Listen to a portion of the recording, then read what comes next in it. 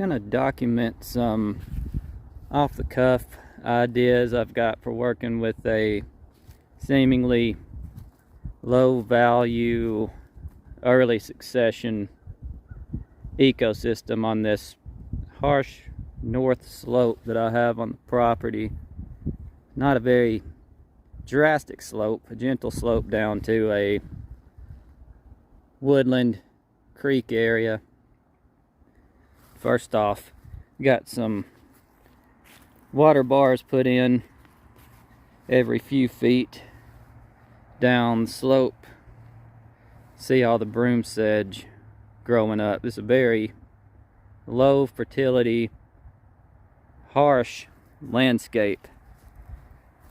Hard to get any good grass growing for livestock or anything like that. The predominant species is sweetgum and some sort of pine. I'm not good with my evergreen trees at all. Something I'm working on. Upslope, we've got a power line here for better or worse. There are oaks coming up in here. Still a lot of sweetgum and pine. So seemingly low value, but I've got ideas on how to make it much more valuable than how it may seem at first. A lot of the pines are being managed for windbreaks, since it's the north side of the house and our predominant winds are out of the northwest in the wintertime. Starting to drop these in a more appropriate fashion to make some windbreaks for the house in the future. These sweetgums and oaks that are close to this power line are being pollarded, and they will be shiitake logs one day. The oaks will be premier logs, and the sweetgums are supposedly second tier, but they grow just giant, huge flushes, big mushrooms, and they taste good. So I don't know about second tier logs. They're abundant here, and that's what we're going to use them for. So lots of thick sweetgums and oaks up here, slated for shiitake mushroom production, pollarded so they don't get up into the power lines. And we'll walk down slope through this water bar system.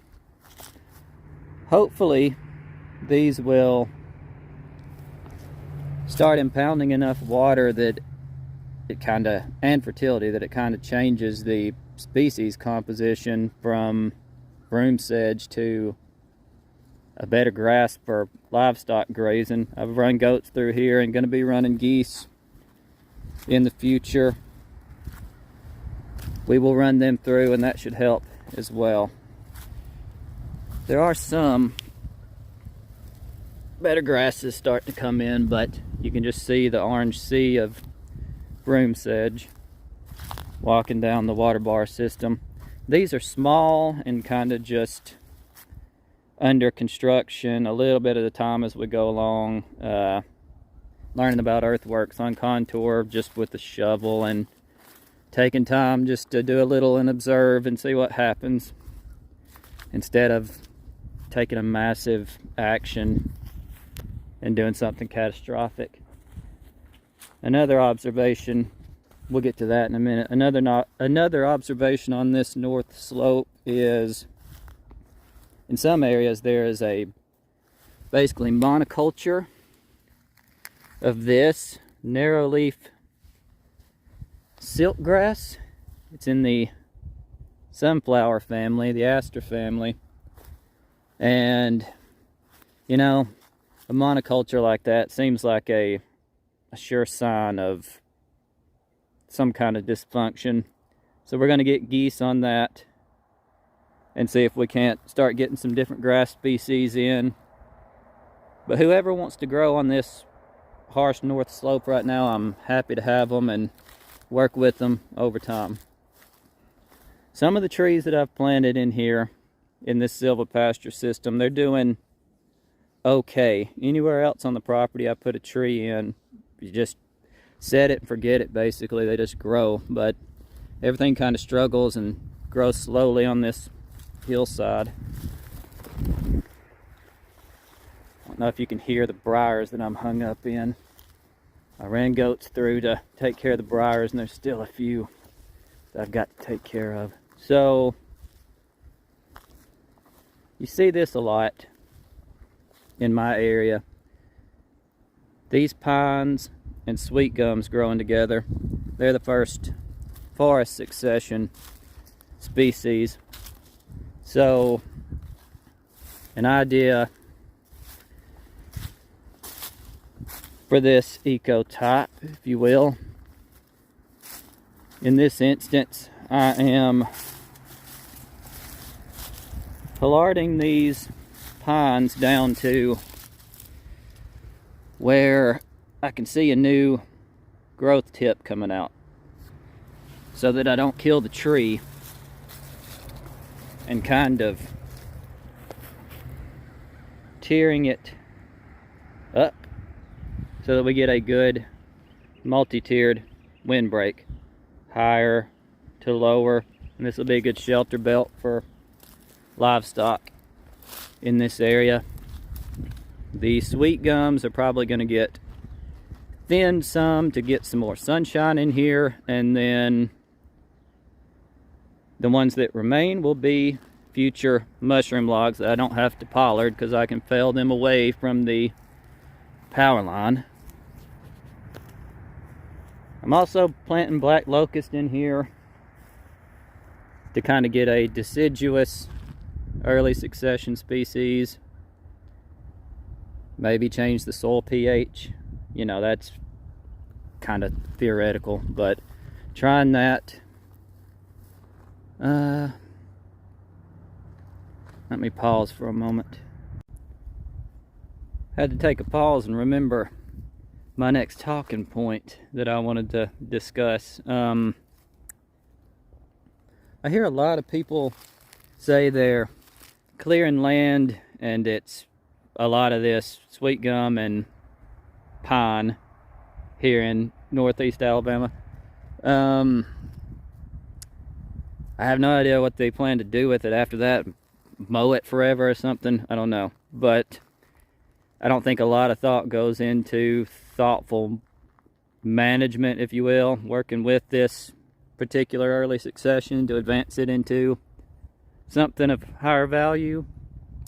So there's some ideas of what I had. Some other things that I could think of in a different context if I wanted this to go to forest instead of a silvopastoral system would be to use the sweet gums for shiitake logs, and you know, the slash to build soil. You can trade out your pine species for something of higher value, since pines are demonstrating that they want to grow on this site and have probably changed the pH of the soil to something more acid. You could incorporate blueberries, or you can demote this particular species in exchange for something like a Korean nut pine or something like that would be the best species in this area. Those are some things I can think of. Instead of cutting it all down and then just bush hogging it or mowing it, you could work in some silvopasture, something like that. I think those were the ideas I had. If I think of anything else, I'll be sure to add them in another video. But yeah, just a more thoughtful idea, or ideas of how to work with this early succession ecotype that I see everywhere. It's a prevalent ecotype. Oak and hickory is another, which we have all around. But this area wants to be a pine forest one day, and that's not really something I want this close to the house. So I'm going to work with the landscape instead of fight against it. And maybe this gives you some ideas if you have something similar Let me know what you think. If you have any other thoughts, I would love to hear it. I like to talk about stuff like this. Thank you for watching, and I'll try to keep you updated on this project and how it goes, this multi-tiered windbreak system. And when the sunlight gets to these sweet gums more, we should have mushroom logs from these faster, and hopefully we can get some grass growing in here for the geese next year. Thanks again. I'm back out because, like I said, it's off the cuff. I didn't have any notes, and I thought about some more stuff immediately after I got back to the house.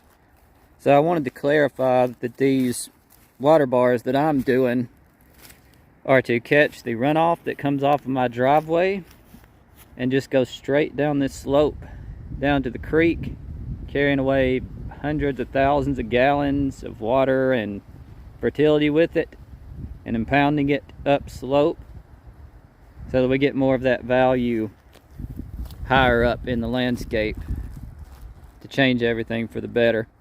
And a couple more ideas I had for the pines specifically in this ecosystem.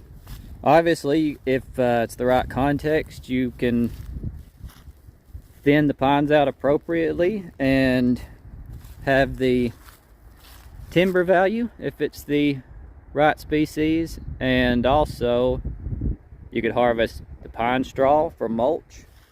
I know of people, or I've heard of people doing that with haying equipment and actually having a sellable product.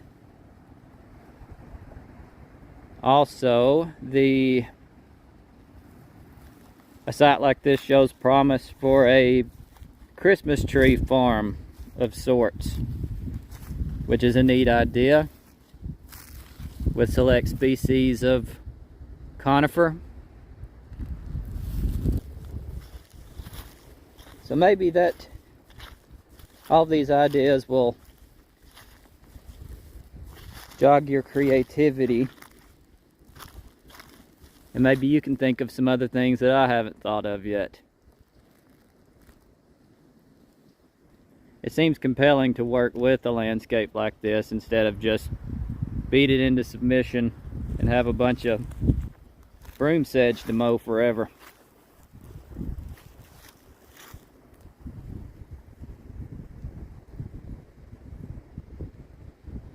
Windy, cold north slope.